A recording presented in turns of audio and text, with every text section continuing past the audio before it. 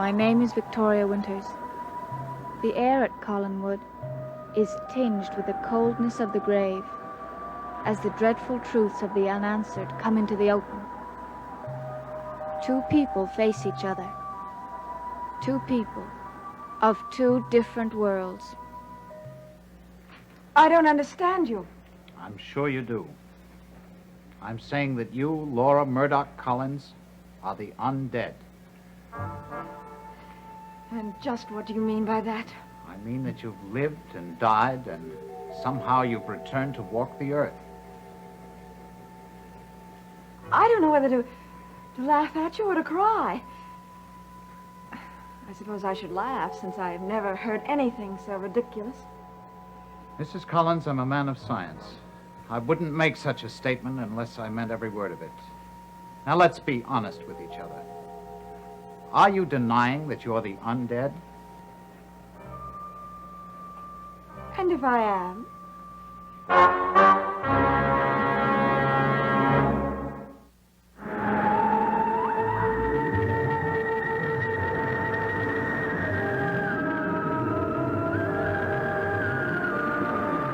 We have made it to March of 1967 for the soap opera Dark Shadows.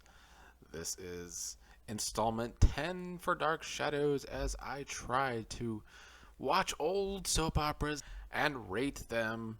And Dark Shadows continues to be on a roll. It has been on a roll for like the past 4 months worth. Since December, it has stayed pretty high in my grades for the show, and at least B's.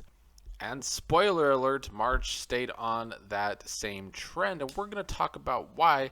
We got a climax to not only the big story in recent months with Laura, but also we're getting a climax in the main overarching story that we've been getting since the beginning of Dark Shadows with Burke and Roger.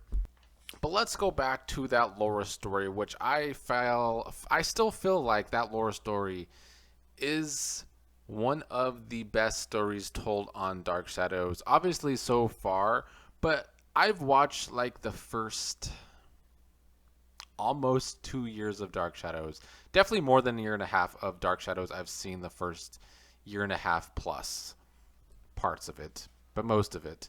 And I think the Laura Collins story is one of the best stories from the first year and a half for sure.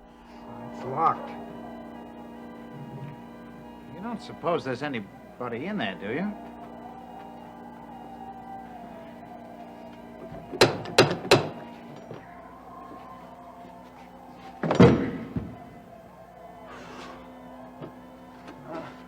Here, try this.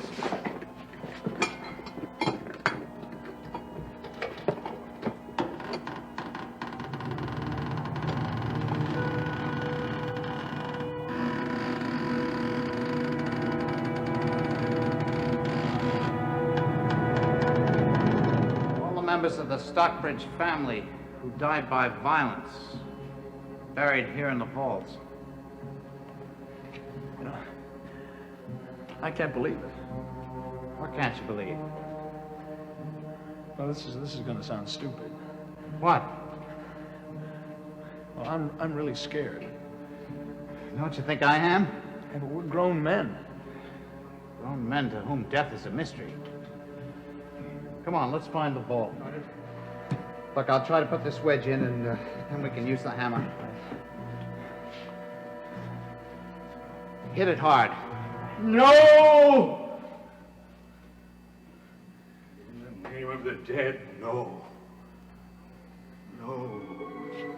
How fortunate you are. I stopped you just in time. You're the caretaker, aren't you? You're the one who should take care.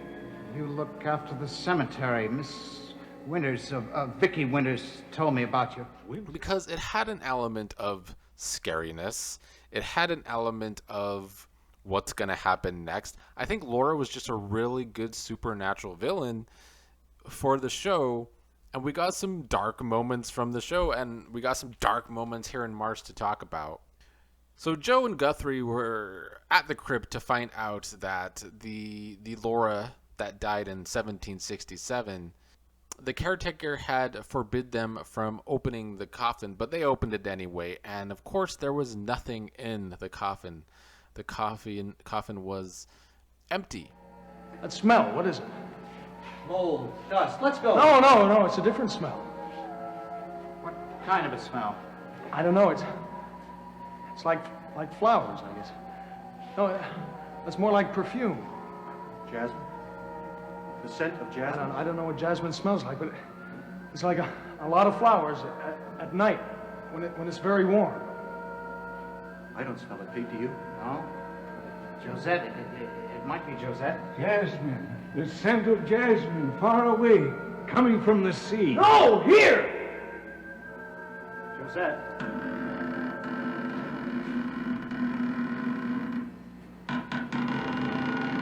No. You must rest. We're going away. Rest. Don't touch it. Let me look.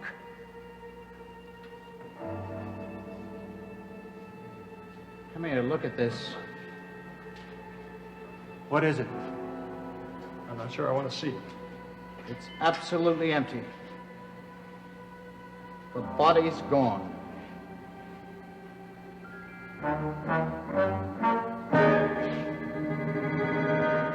But we get this twist where, yes, Laura has died. Laura, the spirit of Laura, who's like a phoenix, has died every 100 years. But the caretaker had remembered that there was a boy that died in these fires as well. And so the twist is that is why Laura wants David so badly. She wants to take David with her, which is also pretty dark because they've been doing all of these insinuations that Laura's going to hell, this fiery place. That's where Laura's going, and Laura wants to bring David with her. But that's the part of the story that I enjoyed. 1867. That's the year that Laura Murdoch Radcliffe died. That's right. Is there something in the paper about it? No, not in this particular copy. No, but take a look at this. There's a whole section that's completely faded. Now, it's our guess that there was something about it. You found the old newspaper. Right. I found it. Black on white. What does it say? I'll tell you when I get there. Listen, if Dr. Guthrie turns up, tell him I'm on my way.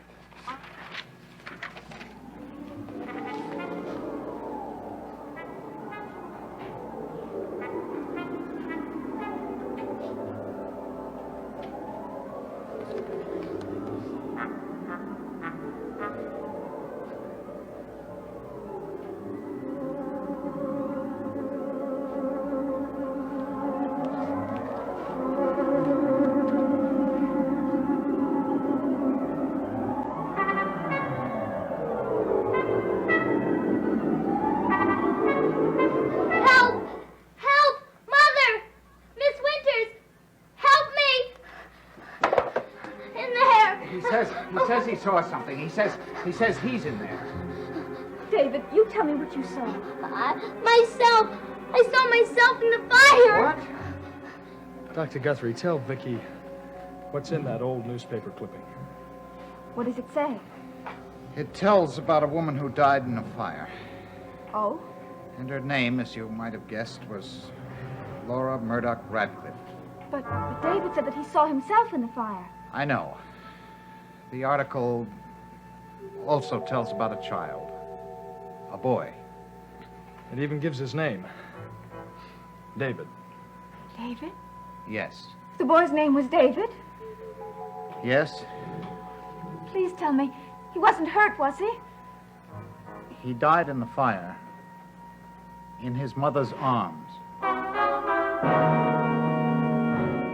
And Rogers told about this old article about the boy in the fire with the Laura that died 100 years ago. And so that changed Rogers' mind about David leaving with Laura. Why this change in attitude? You're trying to keep him away from me. Why are you trying to destroy the most precious thing in my life? No, I'm not. Not really. It's just that Just what? I don't like the things that have been happening in this house. I don't understand it, and I don't like it. neither do I. But surely I can't be held responsible for what goes on in this house. I can't help thinking that these things started to happen the day you came back to Collinwood. That's a good fire you have. You keep it burning all the time, don't you? I wonder why. You know, it's very warm in here. Would you mind if I put it out? Yes, I do mind. Leave it alone. Fire's very important to you, isn't it? I don't know what you're talking about. I just don't like a cold room, that's all. You get some kind of power from fire, don't you? Well, it's impossible for me to answer questions that don't make any sense. Who are you? Really? What do you want? I'm a woman who wants her son. And if you were wise, you'd leave me alone. Oh, you don't have to tell me who you are. I know already. Oh? And what do you know? Well, I know that you're not Laura Murdoch Collins. At least you're not the woman your husband married. Really? I'm an imposter. An imposter so clever that even my own husband doesn't know it. No, you're not an imposter. Well, then I'm afraid I don't understand. Do you want me to tell you who you are? Do you want to hear the words? All right, go ahead. You, Laura Murdoch Collins, are the undead.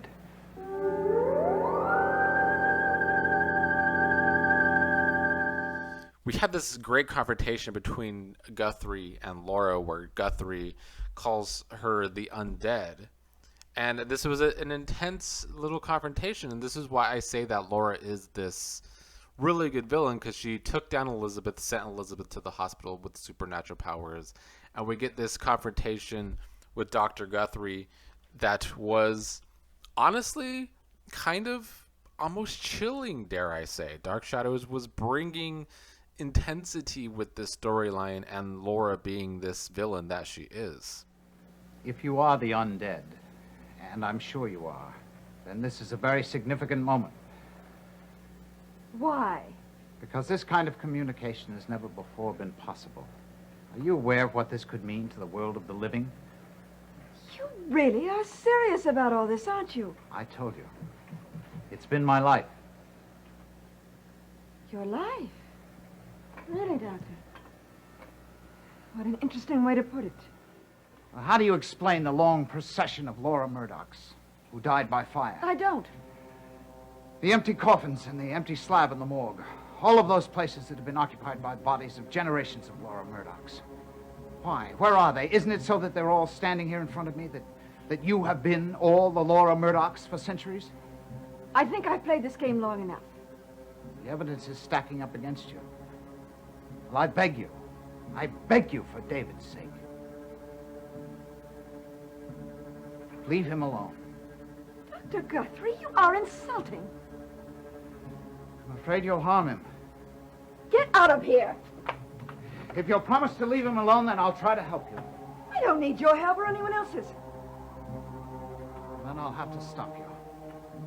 Even if this preposterous notion of yours were true, just what do you think you could do about it? You've been cut off from everyone. You have no allies.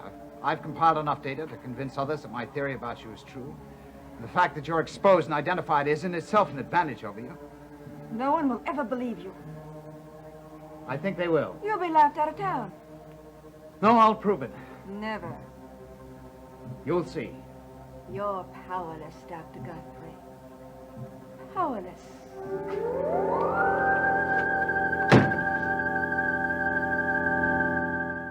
So Laura tries to use the same powers she used on Elizabeth on Guthrie, but Josette's ghost appeared to David, warning him to save Guthrie.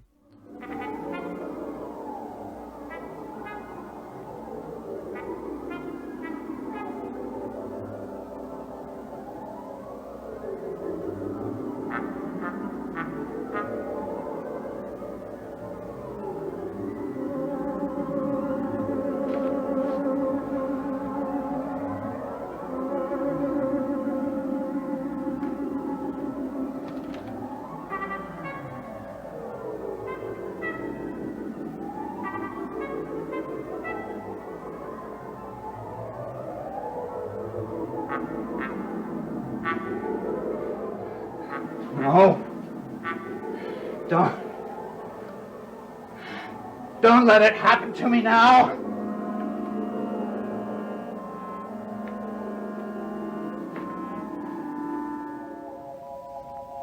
Josette!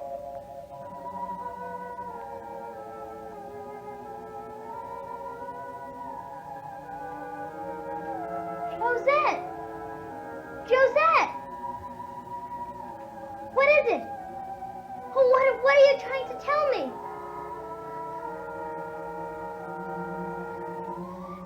You want me to go somewhere. Where?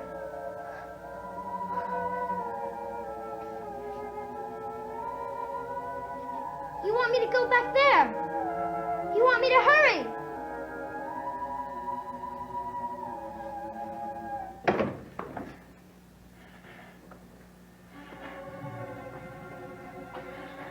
Dr. Guthrie! Dr. Guthrie! But when Guthrie wants to do another seance at the old house, Guthrie dies in a car accident thanks to Laura. So Laura did use her powers to cause Dr. Guthrie's car accident in which Dr. Guthrie died. So we get a death in the storyline as well, which continued to raise the stakes of the storyline.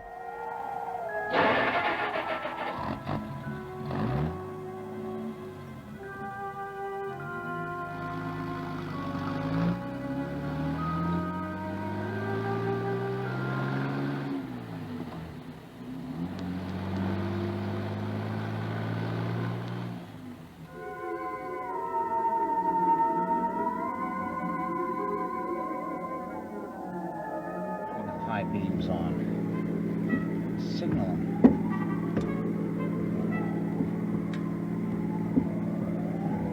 See my headlights blinking? Brighter. Brighter all the time.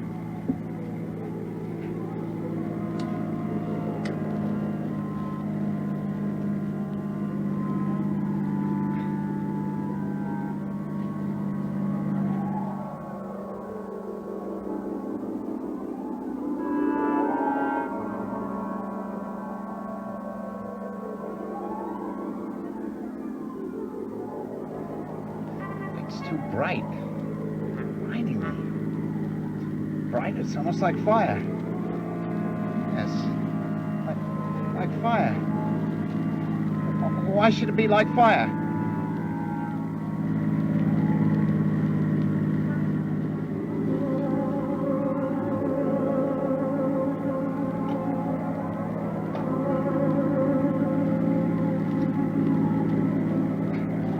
Why should it look like fire? Laura Murdoch. No, leave me alone. Fire.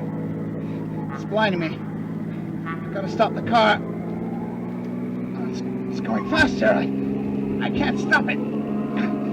Brakes won't stop it. I can't control it.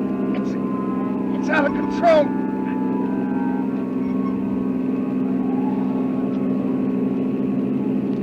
No!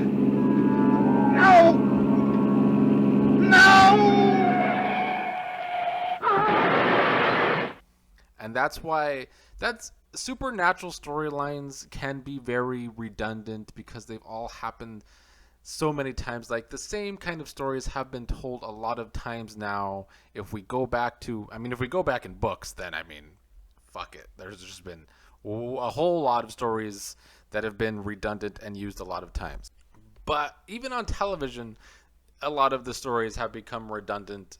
In general, yes, but especially with supernatural storylines, I feel like they've all kind of been told a lot. So to make the story stand out and to make the story intense, raising the stakes like they did in this Laura story, and it makes me glad, I guess, that they killed off Dr. Guthrie, because I was talking about in February how I feel like they really pushed Guthrie to the forefront of this storyline.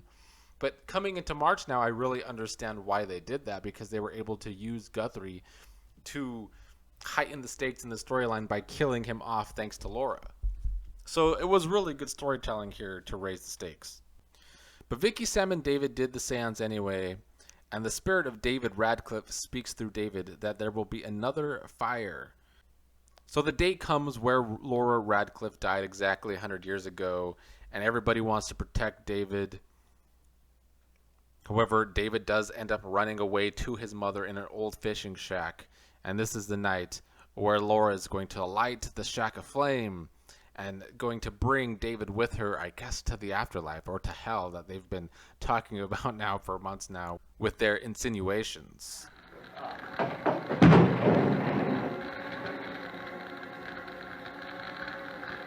Hurry, David, hurry, before it's too late. Mother! There are only a few seconds left, David. Don't let me go without you, please. I don't want to be without you. I must have you now, David, now. Oh, stop, darling. It'll be too late. Don't move, David! Don't move! Mother! Mother! It's too late, David. It's too late. No! This part of the climax wasn't my favorite. It was super overdramatic. Everybody screaming for David.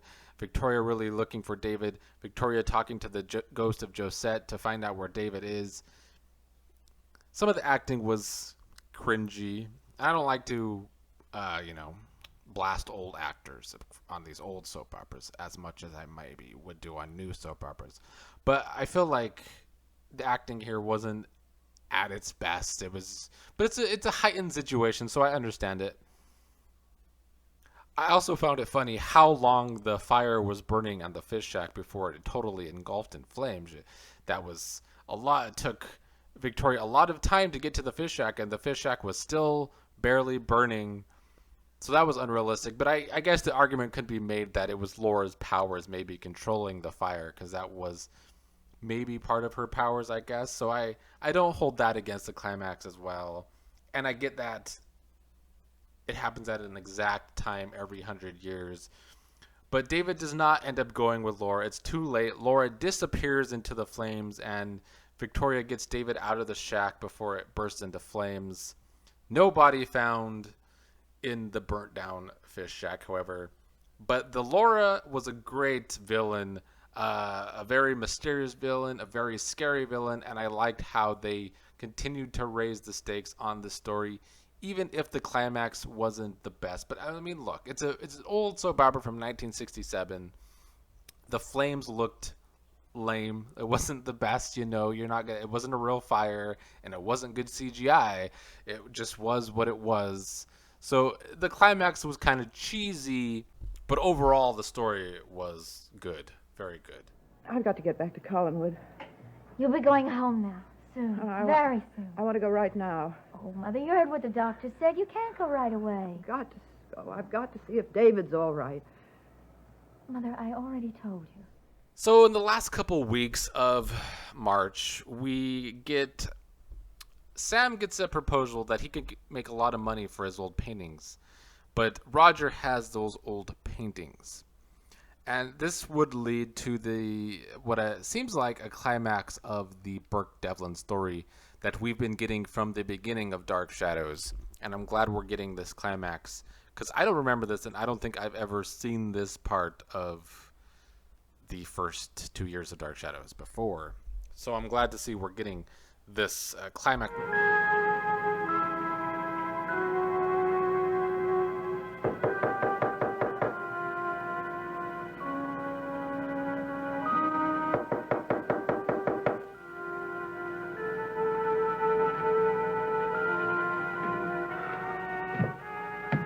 Yes. Mr. Evans? Yes. Oh, I'm Mrs. Fitzsimmons. Mrs. Fitzsimmons. Yes, Portia Fitzsimmons. Well, may I come in? Yes, of course. I'm sorry. Well, I take it that the name means nothing in particular to you. Well, I'm sorry. You are Sam Evans, the painter. Yes. You're a painter, and the name Portia Fitzsimmons means nothing to you. You're Portia Fitzsimmons. Right. Thanks for recognizing it. I'm talking about the paintings I sold you 10 years ago. You mean those preposterous canvases? I don't know where they are, and I couldn't care less. Now, will you please leave me alone? Roger, I want them. I need them. Nonsense. They're mine, to begin with. I'll give you 48 hours. Then I'm going to Burke jail and I'm going to tell him the whole story. How you killed that man and you framed him for it. Evans! You wouldn't dare. Besides, I've really no idea where those paintings are. 48 hours, Roger. That's my rock bottom offer. But before we get to this, we get Jason McGuire comes back to town, who is an old friend of Elizabeth's ex-husband, Paul Stoddard.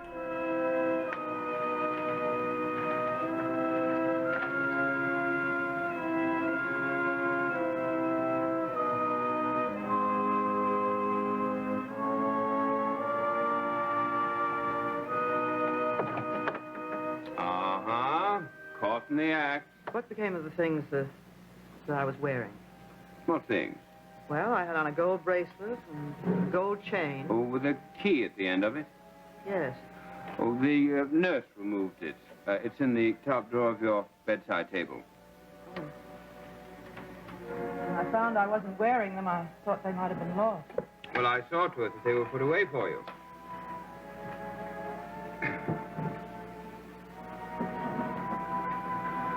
Thank you. I must confess I was curious about that key. What does it unlock? What are you getting at? Nothing. Liz, don't look at me that way. I'm not questioning you. Good. I don't question you. I think it's a wise policy for both of us. Yes. Is Mrs. Stoddard in? Yes, she is. I'd like to see her. I don't think she's seeing anyone. She's just back from the hospital. Oh, yes, I know. I was terribly upset when I heard about it. I'm sorry, but I don't think I know you. No, of course you wouldn't. I couldn't expect you to. But I know you. Do you? You're Carolyn, aren't you? Yes, I am. Oh, you make me feel terribly old. Do I? We're letting all the cold air in. Oh. You'll catch cold. Yes. There's someone to see you. It's a surprise. A surprise?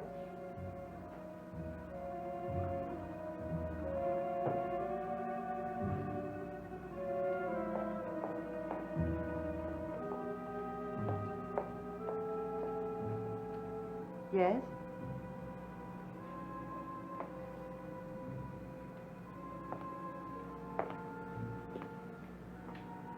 Hello, Liz. Jason. Neither of them seem to know where Paul is, but Jason and Elizabeth seem to have this secret from the past, and it is a secret that Jason is using to blackmail Elizabeth into him staying at Collinwood.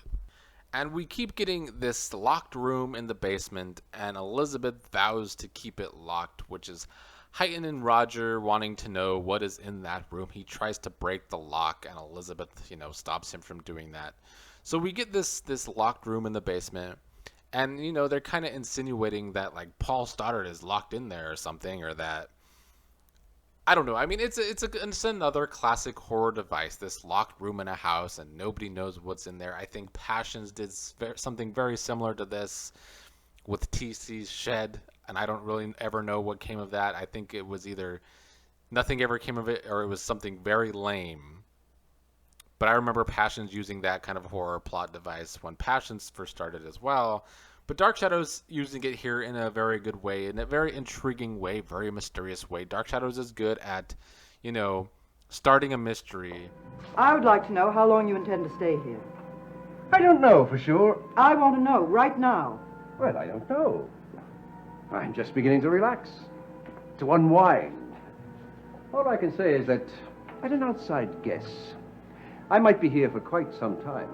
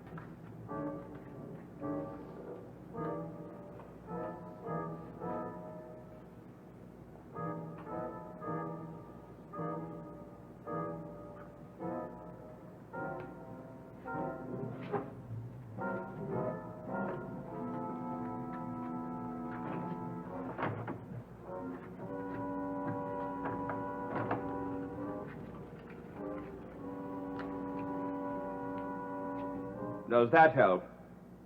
What? I didn't want you to strain your eyes. Oh. Roger. Welcome to the basement. I don't know how I feel about the Jason character yet, but we also get the introduction of Willie Loomis, who I know will be a pretty key character here very, very soon. I like the scenery. Stop staring. That's Vicky Winters. The governess? Yes, and I don't want her asking any questions about you. So she lives up in Collingwood, too. Yes.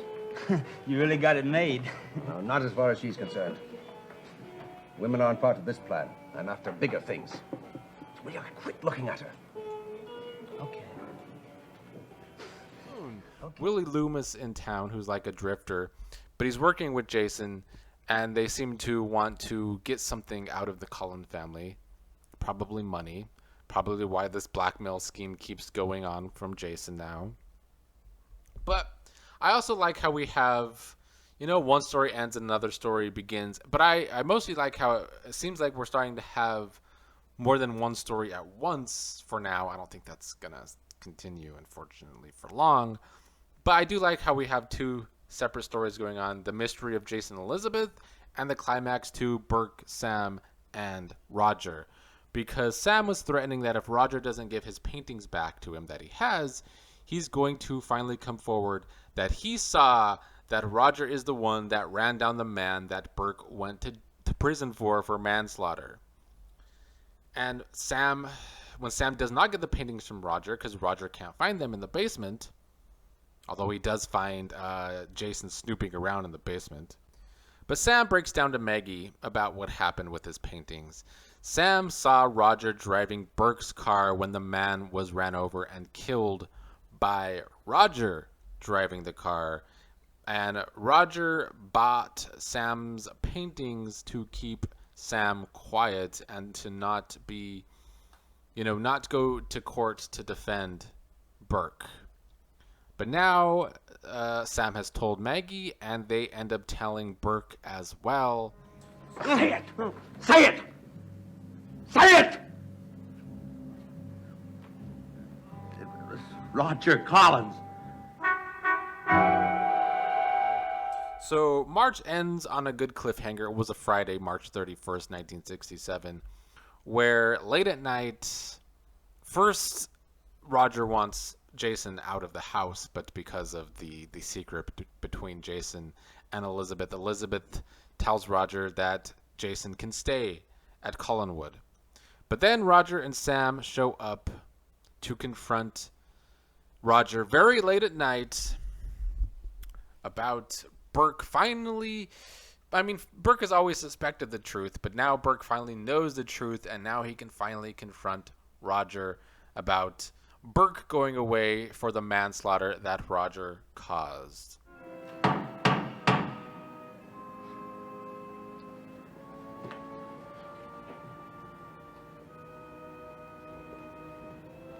Who is it? Sam Evans. Sam, what do you want? It's terribly late. I got to see Roger. Well, can't it wait till tomorrow? Oh, it's very important. Burke! What are you doing here? Well, like the man said, we want to see Roger. So I like the cliffhanger. I like that we're getting a climax to the story, it seems like, to start April.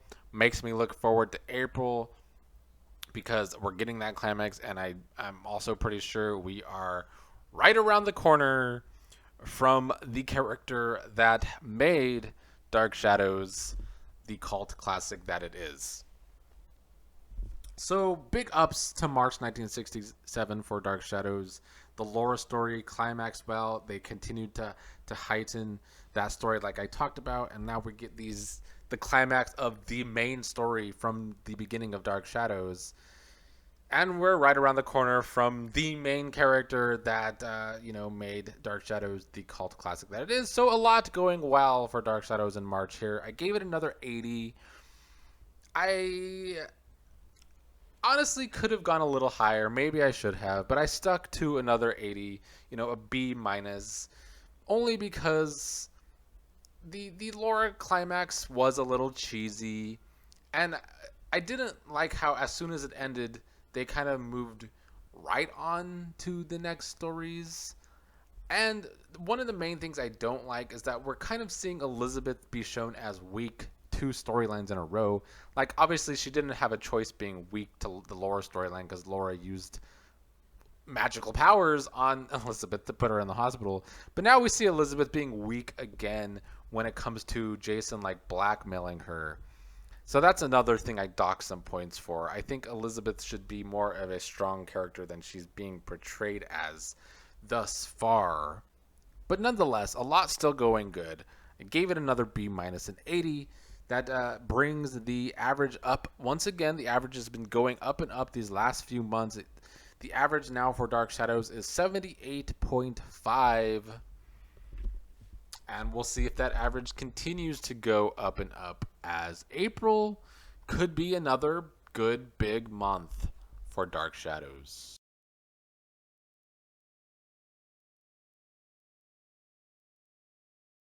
Please, can't you tell me why you're here? I think you know. No, I haven't the slightest idea. Really? No, I don't. Yes, I think you know. Now, will you please get Roger? What is all the racket going on down there?